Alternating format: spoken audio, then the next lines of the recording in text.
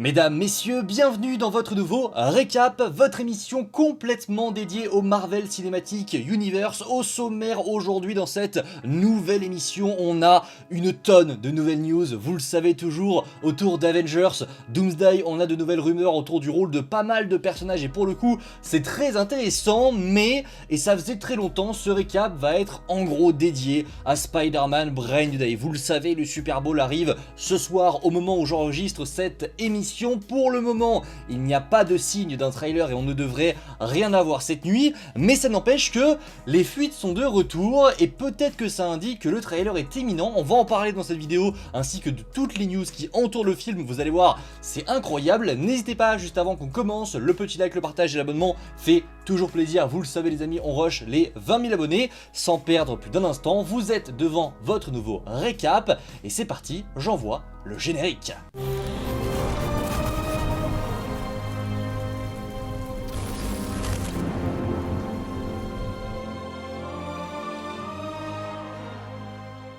Et on va commencer avec du Avengers Doomsday. On a pas mal de choses à voir dans cette émission et pour le coup, Alex Perez nous a dévoilé pas mal de nouvelles rumeurs autour du projet.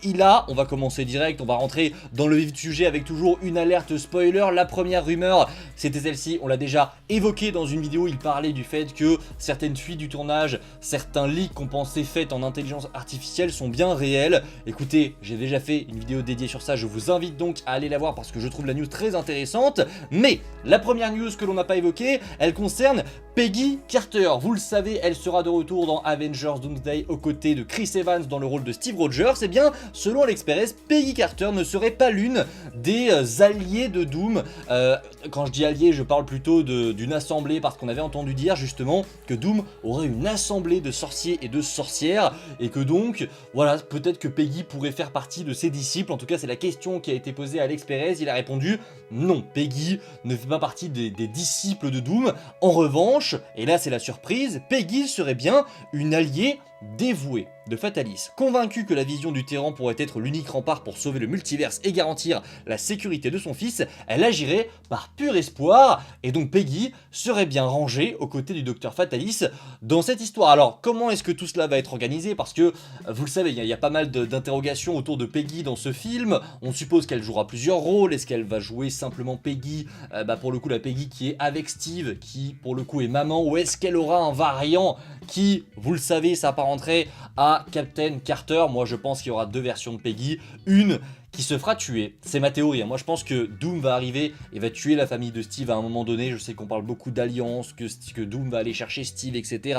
Mine de rien, je pense quand même que Doom, et on l'a entendu cet été notamment, que Doom a une dent envers Steve par rapport à ce qu'il a fait pour le multiverse, et qu'il va dans un premier temps aller tuer cette version de Peggy et son fils, pourquoi pas, ça pourrait être violent, mais il y a quand même de bonnes raisons de croire que Doom en veut vraiment à Steve et qu'il pourrait comme ça massacrer sa famille, c'est possible, et donc je vois une deuxième Peggy Carter qui pour le coup aurait ce rôle de Captain Carter qu'on a vu dans Doctor Strange in the Multiverse of Madness et qui pourrait pour le coup être une alliée de Doom. Ça serait une belle surprise de voir un Steve qui voit un Captain Carter, une Captain Carter, et qui se dit mais attendez, mais elle est du côté de Doom, c'est quoi ce bordel?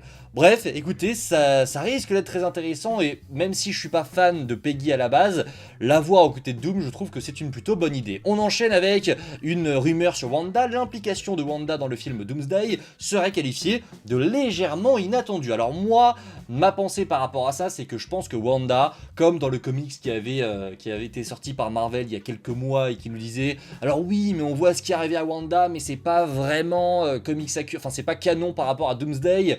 Ok, on s'était quand même posé des questions parce que dans ce comics, Wanda était enfermée au TVA. Donc on se disait, est-ce qu'après la fin de Doctor Strange 2, Wanda a été enfermée au TVA et elle aura un rôle à jouer dans Doomsday? Moi c'est ce que je pense. Je pense que Wanda est actuellement enfermée au TVA, que Doom va débarquer, il va tout péter, il va la prendre pour s'en servir dans son Battle World pour faire en sorte que les gens ne se souviennent pas du monde d'avant. Si les gens dans Secret Wars, si les héros ne se souviennent pas du monde d'avant, pour moi, c'est en grande partie à cause du pouvoir de Wanda. Parce que dans cette saga, on t'a présenté le pouvoir de Wanda comme jamais. Elle a littéralement lobotomisé une ville.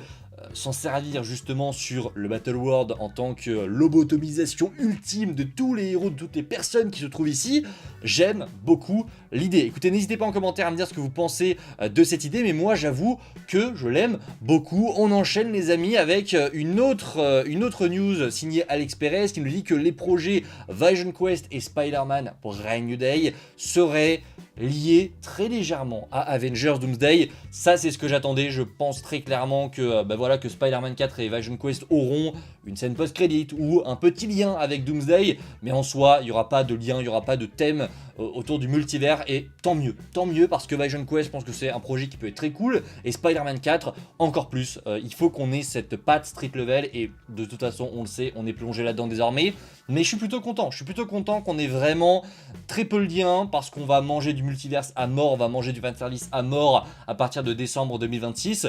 C'est bien d'avoir encore des projets juste avant qui continuent d'être des projets Marvel de rue, il en faut, et pour moi c'est très important. Bref, n'hésitez pas en commentaire à me dire pareil ce que vous pensez de tout ça. On poursuit les amis avec une très bonne rumeur qui pour le coup me fait plaisir ou pas, ça dépend de ce que vous espériez de ce Docteur Fatalis.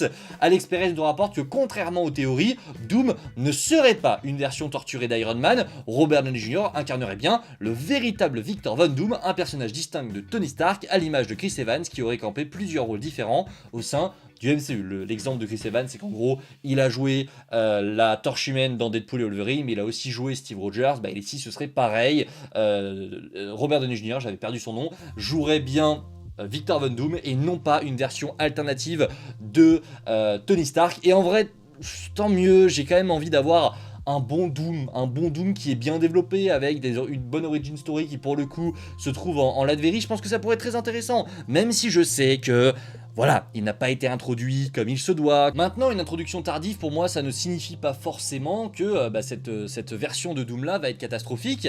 Donc j'attends de voir, c'est ce que je dis toujours, attendons les amis de voir comment est-ce que ça va être présenté. Parce qu'en soi, si on te livre, les gars, si on nous livre une version parfaite de Doom, là, dans Doomsday, je signe direct.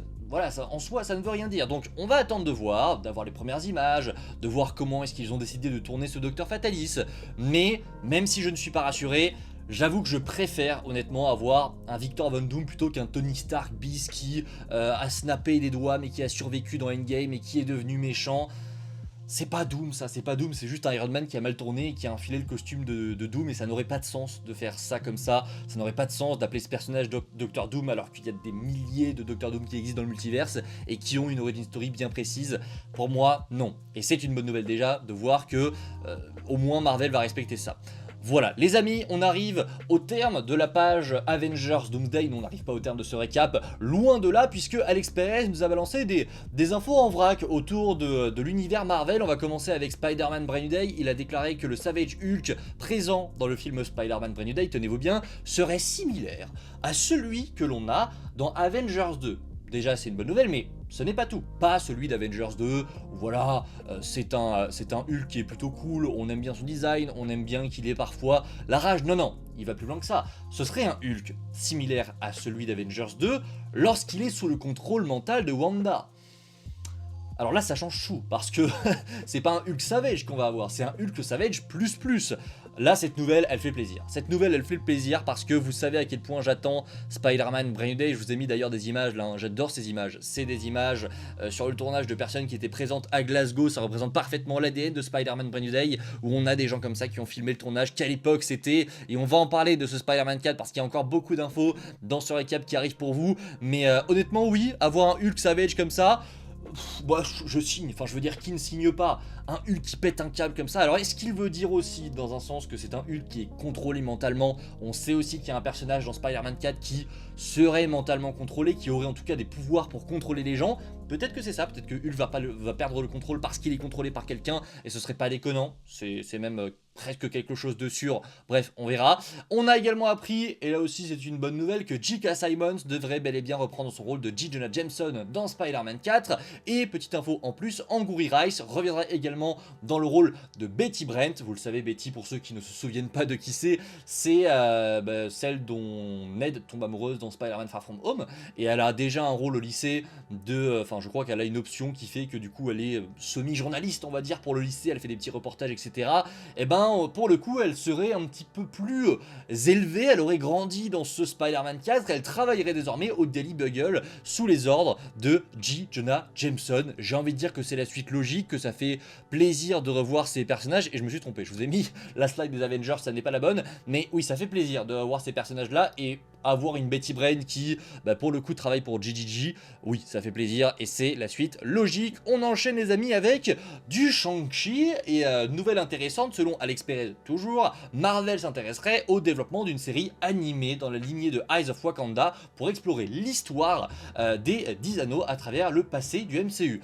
Moi je suis chaud, je vous avoue que Eyes of Wakanda, j'ai passé un bon moment, bon c'est pas la série la plus ouf qu'on ait vue chez Marvel, mais c'est quand même une bonne série je trouve, et pourquoi pas avoir une explication, une origin story, j'ai envie de dire, des 10 anneaux directement dans une série d'animation. Oui, je suis chaud, avoir des séries comme ça qui se détachent un petit peu de cette histoire, de cette trame du MCU, c'est typiquement ce que j'ai aimé dans Wonder Man, le fait qu'on ne connecte pas ça au MCU et qu'on ait du coup la possibilité d'avoir des histoires un petit peu à part qui élargissent le lore de Marvel. Maintenant voilà, on sait que dans le MCU à Hollywood, les super-héros sont interdits sur les tournages, et ben pourquoi pas avoir une origin story des 10 anneaux. Je sais que c'est pas la news la plus incroyable, que c'est pas la série la plus incroyable que tout le monde attendra, mais moi de mon côté, je suis chaud. On termine avec une moins bonne nouvelle pour le coup. Finn Jones devrait bien finir par revenir dans le MCU selon Alex Perez. Il devrait reprendre son rôle de Danny Rand. J'aime pas l'appeler Iron Fist parce que pour moi ce n'est pas un bon Iron Fist, et je vais même aller plus loin, je n'ai rien contre ce monsieur mais je trouve que c'est pas un bon acteur. En tout cas, il serait de retour, un jour ou l'autre. Est-ce que ce serait dans Daredevil Born Again? On a déjà entendu beaucoup de bruit autour de Daredevil Born Again, comme quoi les Defenders seraient tous de retour. Jessica Jones, c'est officiel, on l'a vu dans le trailer. Luke Cage, ça semble être plus probable déjà que Iron Fist. Maintenant à voir, je sais pas. Je sais pas si j'ai vraiment envie de revoir Finn Jones, je sais pas si Marvel va le faire, mais visiblement oui. Alors on verra. Il reviendrait comme héros et mentor, c'est-à-dire en quête d'un remplaçant. S'ils le font, c'est quand même drôle. C'est-à-dire que même Marvel, ils disent allez, tu reviens parce que bon, t'étais là, tu faisais partie de cette équipe des Defenders, et ne pas te faire revenir, ce serait un petit peu débile. Mais par contre, tu vas chercher quelqu'un d'autre. Et c'est assez drôle parce que Finn Jones, on l'a vu ces derniers mois, plaider Marvel en mode s'il vous plaît Marvel, reprenez-moi, je vous en supplie, je vais vous montrer de quoi je suis capable. Je pense qu'ils ont accepté, mais à la condition que tu reviens, mais pour introduire un nouvel Iron Fist. Parce qu'il y a déjà eu des rumeurs, comme quoi Iron Fist serait réintroduit dans le MCU sous une nouvelle version. On a même entendu il y a quelques mois que ce serait lié à Shang-Chi 2. Moi je suis chaud, tant qu'on ne touche pas à ce monsieur. Je suis désolé, j'ai vraiment rien contre lui, mais... ouais, on souffle. On souffle vraiment, parce que là, j'ai vraiment pas du tout hâte de revoir cette version-là. N'hésitez pas en commentaire si de votre côté vous êtes chaud. Moi, ça n'est absolument pas mon cas. Les amis, il est temps de parler de cette dinguerie qui est tombée. Je vais vous remettre la slide de Spider-Man Brand New Day parce que oui, visiblement, un nouveau film Marvel serait en préparation. Et on parle pas d'un nouveau film, voilà, de transition, un petit film comme ça, par-ci par-là. Non, non, non, non, non, pas du tout. Selon Alex Perez, c'est la news qui est tombée juste hier, c'est incroyable je trouve. Marvel envisage un nouveau film crossover. Pour ceux qui connaissent l'image de fond, vous savez déjà ce qui arrive. Pour les autres, je vais vous le laisser découvrir. Bam, Marvel Studios envisagerait de faire un film crossover pour terminer l'arc Devil's Reign. L'arc Devil's Reign, il a été commencé par, c'était dans la série Hawkeye, il me semble, il n'y a rien eu avant, non, c'était Hawkeye, on a poursuivi avec Echo, on poursuit désormais avec Daredevil Born Again, vous l'avez compris, c'est l'arc autour de New York, un arc street level où Wilson Fisk prend le contrôle de New York, et bien pour terminer tout cela, on conclurait tout ça dans un gros film crossover qui sortirait au cinéma. Les infos que l'on a pour le moment, c'est que l'idée serait de rassembler des héros street level de New York ayant subi le règne de Wilson Fisk. Pour le moment, les noms que Alex Perez a entendus sont les suivants: Daredevil, Jessica Jones, Luke Cage, Iron Fist, on ne sait pas lequel et par pitié pas celui de Finn Jones, le Punisher, Spider-Man et d'autres seraient pressentis pour apparaître dans ce film. Marvel. Là, vous me faites plaisir. Là, vous me faites plaisir et je pense que je suis pas le seul parce qu'honnêtement, avoir un film pour conclure tout ça au cinéma, c'est génial. Alors, c'est bizarre parce que on a entendu déjà de la bouche de Marvel, de la bouche même de Kevin Feige qu'ils avaient plus forcément envie de relier toutes les séries et tous les films. Et là c'est l'inverse, c'est-à-dire que là on te développe une trame énorme Devil's Reign en série chez Marvel parce que pour l'instant rien n'a été montré au grand écran de cet arc-là. Ça viendra avec Spider-Man 4, j'en suis sûr et certain. On va probablement traiter de Wilson Fisk, le Punisher est littéralement dans ce film. Donc on va amener un petit peu Spider-Man à se mêler un petit peu de tout ça. Et c'est obligatoire parce qu'il fait partie de cet ADN des héros à New York. Maintenant, ça me paraît bizarre de directement lier tout ça et de le finir au cinéma. Je dis pas, l'idée est géniale, mais c'est peut-être à l'inverse de ce que j'attendais de Marvel sur ces prochaines années, parce qu'encore une fois, on vient relier des séries et les conclure au cinéma, parce que je pense que ça servira de conclusion. Daredevil Born Again, on va pas en faire 36 saisons, il y a un moment donné, si on compte les anciennes versions, ce sera la 6ème saison, je crois, 6ème, non 5ème saison, et on aura une 6ème saison en 2027. Oui, il va falloir arrêter tout ça à un moment donné, mais pour que ce soit réussi, il faudra faire en sorte que ce film puisse se regarder à lui tout seul. Il se vendra, il n'y a pas de souci, il y aura Spider-Man, ça va amener du monde, et je pense qu'il y aura une hype autour de ce projet qui va vraiment marcher, pour la simple et bonne raison que l'homme araignée est présent dedans. Mais il faudra faire en sorte, et Marvel en a conscience je pense, que ce film soit détaché de cet arc-là, que les gens puissent arriver en disant ok, on peut regarder ce film sans avoir vu tout ce qu'il y a avant. L'idée pour moi c'est de faire un film comme ça. Et si jamais t'as vu les séries avant, c'est bien, c'est un bonbon, c'est un bonus en plus. Par contre, si tu n'as rien vu, bah, tu peux quand même aller découvrir ce film qui racontera la chute de Wilson Fisk, probablement. Alors, il y a aussi une question de droit, forcément, qui se pose avec Spider-Man, parce que Sony, on les connaît, faire un film autour du MCU qui rentre en crossover avec d'autres héros Marvel qui, pour le coup, appartiennent à 100% à Marvel, oui, ça peut poser des problèmes et peut-être que Sony n'acceptera pas. Maintenant, on se souvient aussi des rumeurs qui sont tombées il y a pas longtemps, qui étaient sorties de la bouche de Daniel RPK, qui disait que maintenant, Sony était un petit peu plus ouvert, voilà, à laisser Marvel faire un petit peu, pas ce qu'ils veulent, mais en tout cas à laisser un petit peu plus de liberté à Marvel sur Spider-Man au cinéma. Visiblement sur les séries ce serait toujours aussi compliqué, mais au cinéma Sony serait un petit peu plus cool. Donc est-ce que ce projet émerge justement de cette rumeur là comme quoi voilà, Sony serait un petit peu plus cool et donc Marvel s'est dit allez, bam, on balance un film crossover, on fait un giga truc pour terminer l'arc Devil's Reign de Wilson Fisk? Oui, peut-être. Et honnêtement, ça me chauffe de ouf. Les amis, on va également parler de ça, visiblement. Chacal et... je sais pas comment ça se prononce, je connaissais pas du tout ce personnage. Chacal, évidemment, je le connais, mais 8-Ball, je le connaissais pas du tout. N'hésitez pas en commentaire à me dire si vous le connaissez. Et il serait dans Spider-Man 4. Il s'ajoute donc à la liste complètement énorme des personnages présents dans le film. Écoutez, je sais que beaucoup ont peur, mais honnêtement, je suis persuadé qu'ils auront un tout petit rôle. Voilà, que ce soit Chacal ou... Alors Chacal, je pense qu'on pourrait en faire un truc cool. Il y a un arc plutôt intéressant autour du personnage dans les comics. Et pourquoi pas l'introduire, mais le laisser un petit peu à côté. Par contre, 8-Ball, je pense que c'est un personnage qu'on va voir au début. Voilà, ça fait partie pour moi de la liste des persos qu'on verra dans cette fameuse scène d'ouverture. On sait déjà de la bouche de plusieurs scoopers qu'en fait la scène d'ouverture de Spider-Man Brand New Day ce serait une sorte de mix, de résumé de la vie de Peter Parker depuis No Way Home, et on le verrait tabasser des méchants, améliorer son costume, nous montrer un petit peu ce qui lui est arrivé sur ces dernières années. D'ailleurs je vois ces images que vous voyez là, ces images me font pleurer de joie. Les images que vous voyez Spider-Man dans la foule, vous entendez pas, mais en fait derrière ces images là, on a littéralement la foule qui crie quand Spider-Man arrive. Bordel, je m'en remets pas, vraiment, je vais faire pause 2 secondes parce que cette foule là, cette idée là, d'avoir mis Spider-Man dans la lumière, d'avoir montré aux gens Spider-Man sur même pas une scène, c'est une scène qui a été tournée dans une petite ruelle de Glasgow. C'est la meilleure idée qu'ils aient eue.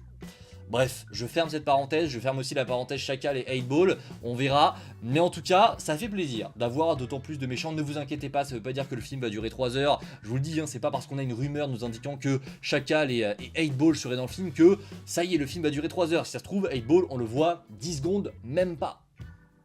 Donc on verra, on va attendre, on va patienter, mais pour le coup chaque news me rassure, parce que plus on a de choses, plus ça me fait plaisir et plus j'ai hâte de voir ce projet. On termine ce récap avec un nouveau personnage au casting de Spider-Man 4. Alors, vous l'avez vu, et je pense qu'on peut se poser une question déjà sur toutes ces news-là. En ce moment, il y a beaucoup de Spider-Man. Là, sur ces 48 dernières heures, on a eu énormément de nouvelles de Spider-Man Brand New Day, énormément d'infos.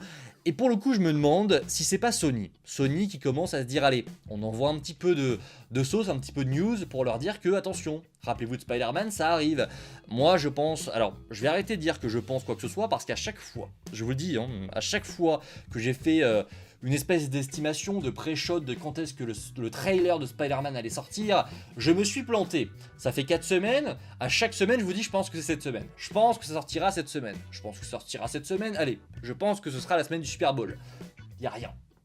Y a rien, donc je vais arrêter de parler, voilà, ça arrivera peut-être un jour, mais la semaine prochaine, voilà, je terminerai pas la phrase, parce que ça se trouve c'est moi qui porte la poisse au trailer.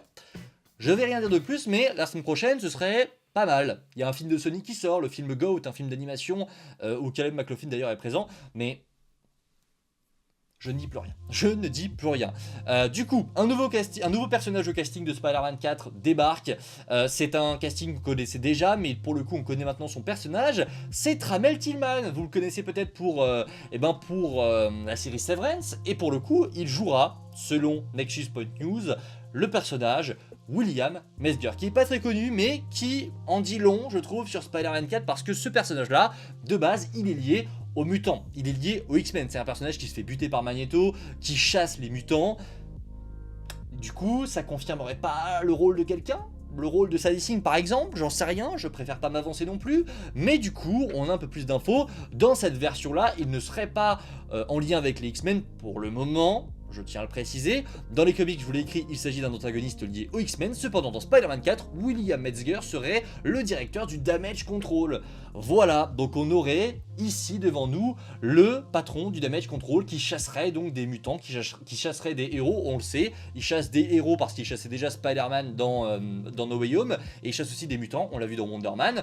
Et donc je me demande quand même si ce rôle-là, William Metzger, qui pour le coup de base est lié aux mutants, ça ne confirme pas le virage que veut prendre Marvel avec le Damage Control.